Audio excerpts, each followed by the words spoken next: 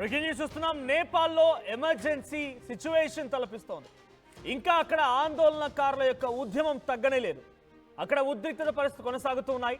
ప్రస్తుతానికి అక్కడ ఉన్నటువంటి మన తెలుగు వాళ్ళు కూడా భయంగానే ఉన్నారు. అయితే విజయనగరం నుంచి నేపాల్కి మొత్తంగా 61 మంది యాత్రికులు వెళ్లారు. ఆ యాత్రికుల్ని సురక్షితంగా వెనక్కి రప్పించేందుకు ఆంధ్రప్రదేశ్ ప్రభుత్వం అన్ని రకాల ఏర్పాట్లు చేసింది, చర్యలు తీసుకుంటోంది. కాఠ్మండు నుంచి ఈ రోజు మధ్యాహ్నం 12 గంటలకి ఒక ప్రత్యేక విమానం సహాయంతో ఆ యాత్రికుల్ని ఆంధ్రప్రదేశ్ తీసుకొచ్చే అవకాశం కనబడుతోంది. యాత్రికుల బంధువులు ఆందోళన చెందవద్దని అటు కొండపల్లి శ్రీనివాస్ మంత్రి ఆ యాత్రికులకు అండగా ఉంటామని తెలియజేసినట్టు తెలుస్తోంది. మనం చూస్తున్న విజువల్ చూడండి, నేపాల్ మొత్తం అగ్నిగుండంగా మారిపోయింది, అల్లకల్లోలం సృష్టించబడుతోంది. అయితే విజయనగరంలో 61 మంది అక్కడి నుంచి మానస సరోవర్ యాత్రకు వెళ్లారు. దాంట్లో 21 మంది తమ కుటుంబీకులు అని చెప్పి ఆర్టీవీకి కొంతమంది లైవ్లోకి అందుబాటులోకి వచ్చారు. మాట్లాడదాం ఒకసారి. ఒకసారి ఆర్టీవీకి అందుబాటులోకి వచ్చినటువంటి ఆ యాత్రికుల బంధువులు లైవ్లో ఉన్నారు. ఒకసారి వారితో మాట్లాడదాం. హేమంత్ గారు, నా వాయిస్ వినిపిస్తోందా? చెప్పండి సార్. రైట్. ఎంతమంది వెళ్ళారు మీ కుటుంబంలో నుంచి? ఎప్పుడు బయలుదేరారు వారు? అక్కడ యాత్ర ముగించుకున్నారా? సడన్ గా జరిగింది ఈ ఒక ఉద్యమం అంతా కూడా. ఎన్ని రోజులు అవుతుంది బయలుదేరిపోయి ఇక్కడ నుంచి? వీళ్ళు ఇక్కడ నుంచి లాస్ట్ వీక్ వెన్స్డే బయలుదేరారండి. వీళ్ళు రిటర్న్ నిన్నే వచ్చేయాలి యాక్చువల్ గా ప్లాన్ ప్రకారం. బట్ నిన్న మార్నింగ్ ఈ ఆందోళన ఇవన్నీ స్టార్ట్ అయ్యేసరికి మా వాళ్ళు ఇంకా బయటకు వచ్చే ప్రసక్తులు అయ్యేసరికి హోటల్లోనే స్టే చేస్తున్నారు. ఈ రోజుకి 3 days అవుతుంది, సేమ్ హోటల్లోనే ఉంటున్నారు. సో ఇప్పుడు నిన్న మార్నింగ్ మాకు ఇట్లా ఇన్ఫర్మేషన్ రాగానే మాకు తెలిసిన నాయకుల ద్వారాగా మేము వాళ్ళకి మా ఐడీస్, వాళ్ళు ఉన్న లొకేషన్, వాళ్ళ అడ్రస్, ఇవన్నీ హోటల్ నేమ్స్ ఇవన్నీ షేర్ చేసిన వెంటనే నిన్న ఈవినింగ్కి మాకు వాళ్ళు వెంటనే చాలా క్విక్గా రెస్పాన్స్ అయ్యి ఇలా మన తెలుగు స్టేట్ వాళ్ళు ఎంతమంది ఉన్నారు అని వాళ్ళు మొత్తం ఇన్ఫర్మేషన్ తీసుకొని వాళ్ళు మా పేరెంట్స్ అక్కడ ఉండిపోయారు కనుక వాళ్ళతో కాంటాక్ట్ అయ్యి వాళ్ళతో టైం టు టైం అప్డేట్స్ తీసుకుంటూ ఈరోజు మధ్యాహ్నం 12:50కి అట్లా స్పెషల్ ఫ్లైట్ అరేంజ్ చేసామని చెప్పారు. ప్రెజెంట్ అయితే మా ఫ్యామిలీ నుంచి టోటల్గా వీళ్ళు ఫ్యామిలీ ఫ్రెండ్స్ అంతా కలిపి ఒక 21 మెంబర్స్ వెళ్ళారండి. ఓకే. సో యాక్చువల్గా అయితే నేను రావాల్సింది రిటర్న్ ఫ్లైట్లో కాఠ్మండు ఎయిర్పోర్ట్ నుంచి మళ్ళీ ఇండియాకి రావాల్సింది. వీళ్ళు యాక్చువల్గా రావాల్సింది మొన్న లైక్ మండే రావాలి యాక్చువల్గా రిటర్న్. ఆల్రెడీ మండే మార్నింగ్ అక్కడ ఇవన్నీ స్టార్ట్ అయ్యేసరికి వీళ్ళు రాలేకపోయారు. రిటర్న్ జర్నీ ఎక్కడి నుంచి? ఎయిర్పోర్ట్ నుంచి వీళ్ళు కాఠ్మండులోనే ఉంటున్నారు. ఓకే. ఎయిర్పోర్ట్ కి ఇంచుమించుగా 1 hour డిస్టెన్స్ లో ఉంటున్నారు. ఓకే. కాఠ్మండు ఎయిర్పోర్ట్ నుంచి రావాలి అది. కాఠ్మండు ఎయిర్పోర్ట్ నుంచి రావాలి. ఓకే. కాంటాక్ట్ లోకి వచ్చారా? ఇప్పుడు అక్కడ ఆందోళనలు స్టార్ట్ అయినప్పటి నుంచి మీతో కాంటాక్ట్ లోకి వచ్చారా? మాతో సిగ్నల్ వచ్చినప్పటి నుంచి వాట్సాప్ కాల్లో కాంటాక్ట్ లో ఉంటున్నారు. సో ప్రెసెంట్ ఇప్పుడు కూడా వాళ్ళు ఎయిర్పోర్ట్ లో వెయిట్ చేస్తున్నారు. ఒకసారి మీరు మాట్లాడండి, వారితో మాట్లాడండి. ఎలా ఉన్నారు అక్కడ, ఎలా ఉంది సిచ్యువేషన్? మాట్లాడండి. హలో నాన్న, ఒకసారి వాళ్ళకి చెప్పాలి. హేమంత్ గారు మీరు మాట్లాడండి, పర్లేదు, మీరు మాట్లాడండి. హలో నాన్న, అదే ఇప్పుడు అక్కడ మీరు అందరు రీచ్ అయిపోయారా ఎయిర్పోర్ట్ కి?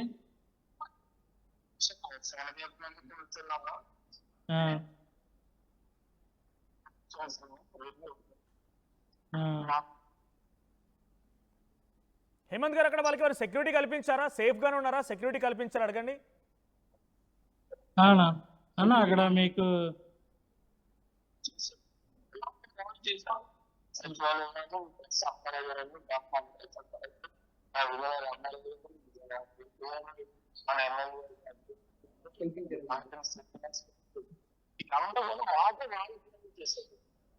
ఓకే.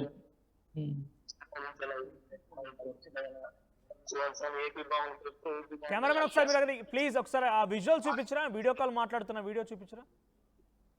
ఓకే. హేమంత్ గారు, మీరు అడగండి, అక్కడ సెక్యూరిటీ అరేంజ్ చేశారా వారికి? ఒకసారి సెక్యూరిటీ అరేంజ్ చేశారా అడగరా ఒకసారి మీరు? మీకు సెక్యూరిటీ అది అరేంజ్ చేసి ఎయిర్పోర్ట్ వరకు తీసుకొచ్చారు వాళ్ళందరూ?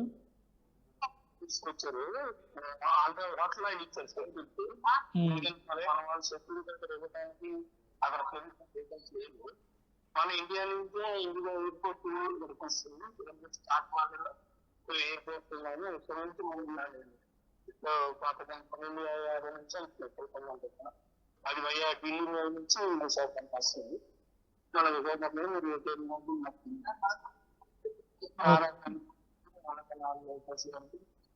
ప్రత్యేకంగా చేసి ఇక్కడ రెండో హేమంత్ గారు, అక్కడ ఇండియన్స్ ఉన్నారా? ఇంకా ఒకసారి మీ నాన్నగారిని అడగండి. ఇండియన్స్ ఉన్నారా? ఇంకా ఇండియన్స్ అందరినీ కూడా తీసుకొస్తున్నారు అంటే ఆంధ్రప్రదేశ్ ప్రభుత్వం ప్రత్యేక చొరవ తీసుకొని వాళ్ళందరూ తీసుకొస్తుంది మీ ఫ్యామిలీని. ఇంకా ఇండియన్స్ ఎవరైనా ఉన్నారా? వారందరిని ఎలా తీసుకొస్తున్నారు ఒకసారి అడగరా? ఇంకా ఇంకా ఇంకా ఎంతమంది ఉన్నారు మన ఇండియన్స్ అని అడుగుతున్నారు. మన మన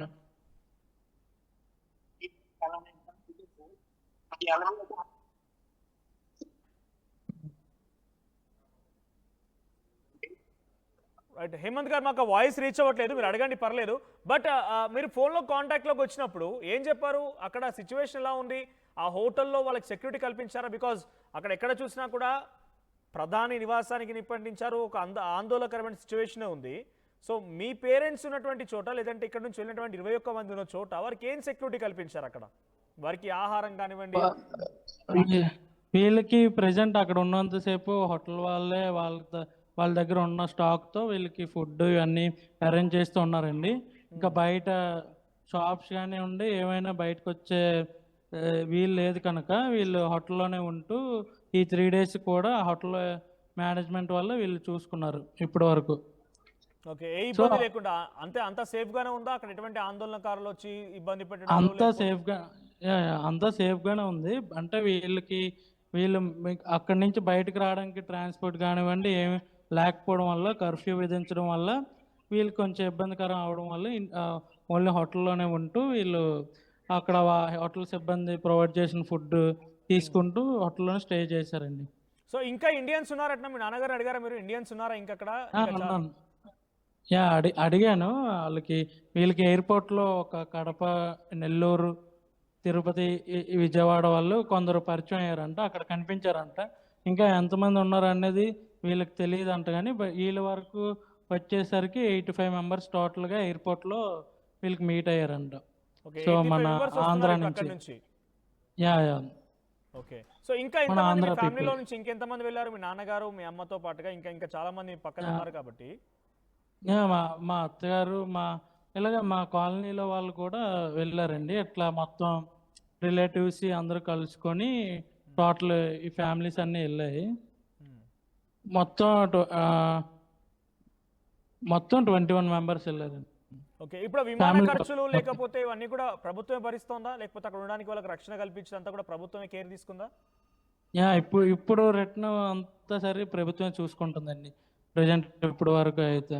ఓకే, హోటల్లో ఉన్నప్పటి నుంచి ప్రభుత్వమే కాంటాక్ట్లోకి వచ్చిందా? అంటే గవర్నమెంట్ టేక్ కేర్ వీళ్ళు హోటల్లో ఉన్నప్పుడు మాకు ఇట్లా చెప్పేసరికి మేము మన లోకల్ నాయకుల్ని వీళ్ళందరినీ, టీడీపీ ప్రభుత్వాన్ని, మినిస్టర్ గారిని వీళ్ళని కాంటాక్ట్ అయ్యి మా పేరెంట్స్ ఇట్లా ఉండిపోయారు, ఇలాగా వాళ్ళ సిచ్యువేషన్ ఇలా ఉన్నది నేపాల్లో అని చెప్పేసరికి వీళ్ళు ఇట్లా కాఠ్మండూ సిటీలో ఉండిపోయారు అని మేము వాళ్ళకి ఇన్ఫర్మేషన్ ఇస్తే వీళ్ళు వెంటనే వాళ్ళతో కాంటాక్ట్ అయ్యి వాళ్ళ సిచ్యువేషన్ కనుక్కొని వీళ్ళు అప్పటి నుంచి వీళ్ళు అసిస్టెన్స్ ఇస్తున్నారండి.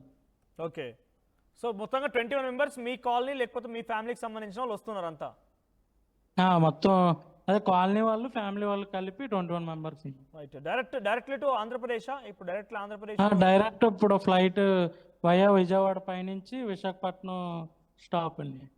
Right, thank you. ఒకసారి రమణమ్మ గారితో కూడా మాట్లాడతాను. నరేష్, ఒకసారి రమణమ్మ గారికి ఇవ్వండి. రైట్ అమ్మ, నమస్తే అమ్మా. నమస్తే సార్. మీ ఫ్యామిలీ నుంచి ఎవరెవరు వెళ్ళారమ్మా? మా ఫ్యామిలీ అదే మా సిస్టర్స్, బ్రదర్స్ వీళ్ళే, అలాగే మా కుటుంబీకులే వెళ్ళారు సార్ 21. ఓకే, ఎన్ని రోజులు అవుతోంది నాన్న? ఎన్ని రోజులు అయిందిరా? వారం అయిపోయింది సార్. ఓకే, డేట్ ఎంత?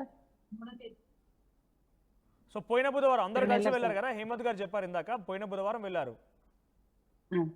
పోయిన బుధవారం వెళ్ళారు. ఓకే, సో ఎప్పుడు రావాల్సింది తిరిగి వాళ్ళు? మీకు ఎప్పుడు తెలిసింది ఇన్ఫర్మేషన్ ఇక్కడ నేపాల్లో ఇట్లా ఉంది, మన వాళ్ళు చిక్కున్నారన్న విషయం ఎప్పుడు తెలిసింది మీకు?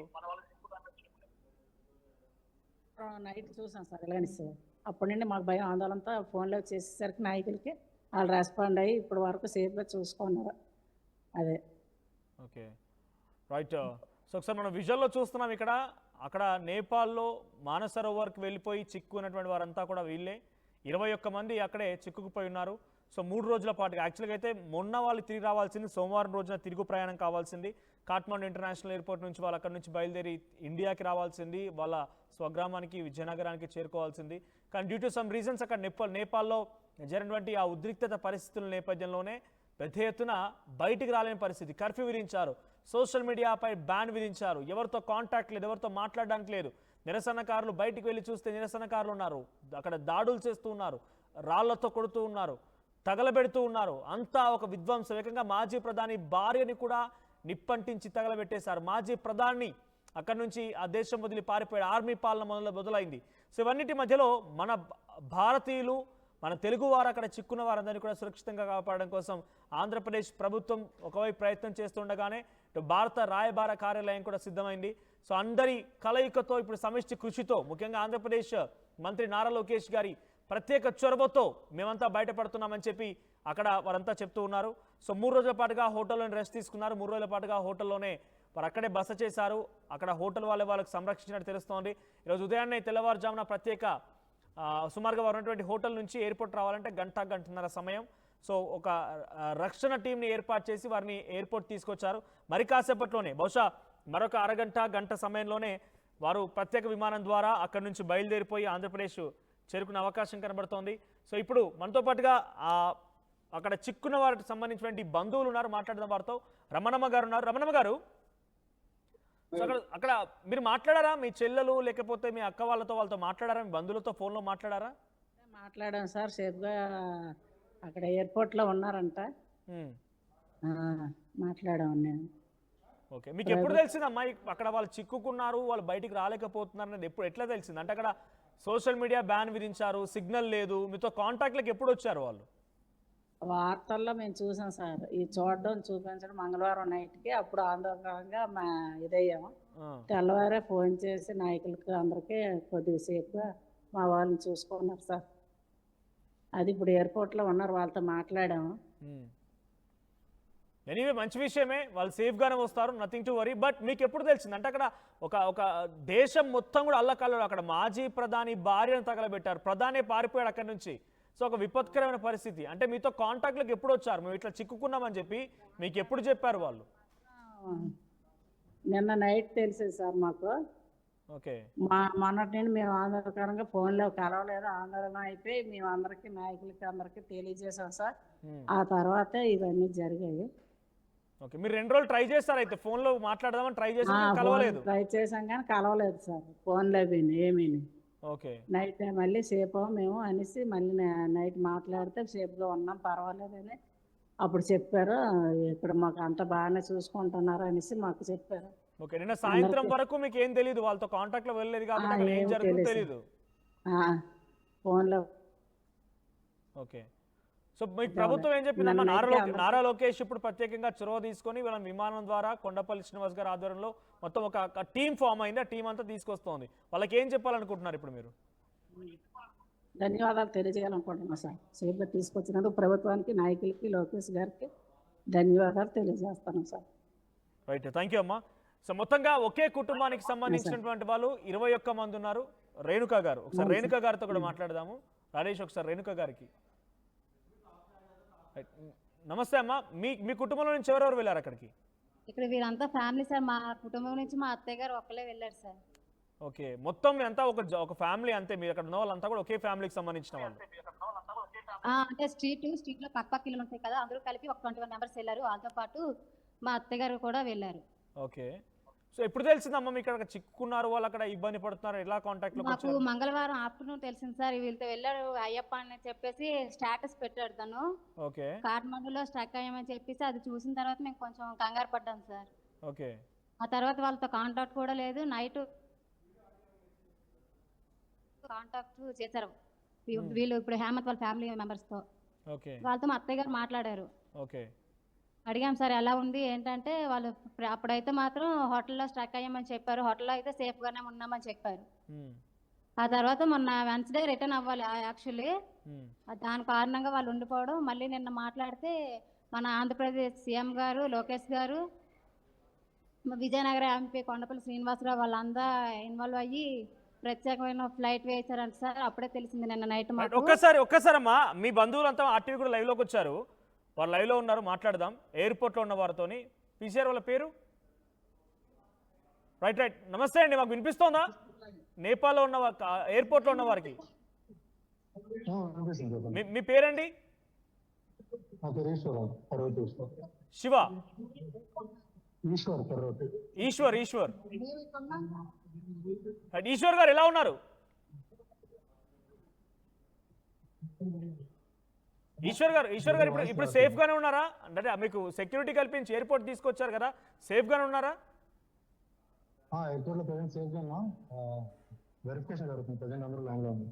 వెరిఫికేషన్ జరుగుతుందా? ఒక్కసారి మీరు బ్యాక్ చూపించగలుగుతారా? అక్కడ వాళ్ళంతా ఇక్కడ ఒక్కసారి మనం చూస్తున్నాం, అక్కడ నేపాల్ కాఠ్మండు ఎయిర్పోర్ట్ దగ్గర మన భారతీయులు తెలుగు వాళ్ళంతా అక్కడే ఉండిపోయారు. వారికి వెరిఫికేషన్ జరుగుతోంది, చాలా సేఫ్గా తిరిగి వస్తున్నారు. ఇట్స్ ఎ గుడ్ థింగ్ అని చెప్పొచ్చు. మనం ఆర్టీవీ స్క్రీన్ పై చూస్తున్నటువంటి విజువల్ వారంతా కూడా మన భారతీయులే. ఈశ్వర్ గారు, ఎంతమంది ఉన్నారు మొత్తం మన భారతీయులు అక్కడ? మన భారతీయులంతా ఎంతమంది ఉన్నారు అక్కడ? 300 వరకు ఉన్నారా?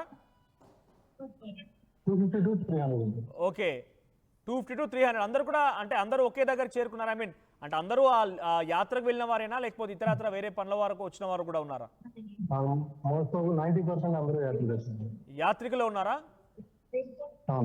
రైట్. సో ఎనీవే, కొంచెం జాగ్రత్తగా ఉండండి. వీఆర్ సేఫ్, ఏం కాదు, పర్లేదు. మీరంతా కూడా తిరిగి వస్తూ ఉన్నారు. అన్ని ఏర్పాట్లు చేసిన ప్రభుత్వం, మీకేం ఇబ్బంది లేదు కదా ఇప్పుడైతే అక్కడ?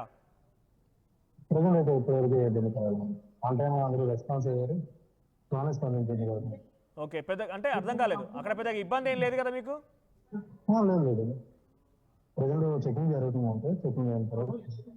అక్కడ ఉన్న వాళ్ళు ఎవరితో మాట్లాడిస్తారా? మీ పక్కన ఉన్న వాళ్ళతో ఇంకెవరితోనైనా, if don't mind?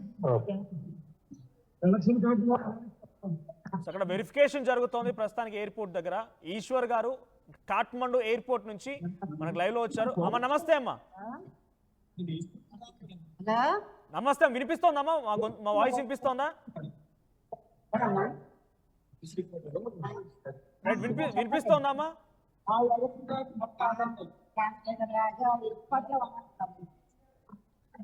Right. Eshwar గారు కనిపించట్లేదు తను. ఓకే ఓకే, వినిపిస్తోందా ఇప్పుడు? నా వాయిస్ వినిపిస్తోందా? రైట్. ఎలా ఉందమ్మా అక్కడ? సేఫ్ గా ఉన్నారా? అంత జాగ్రత్తగానే ఉందా?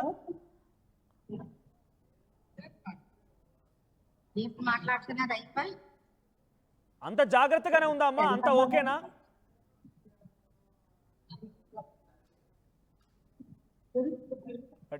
ఈశ్వర్ గారు, ఇంకా వేరే వాళ్ళు ఎవరు లేరా ఎవరికైనా? అంటే అక్కడ ఏం జరుగుతోంది, అంతా ఓకే కదా? కొద్దిగా అది సెక్యూరిటీ చెకింగ్ జరుగుతుంది కదా, నాయిస్ కొంచెం ఎక్కువ, దానివల్ల వాళ్ళకి వాయిస్ ఉంది.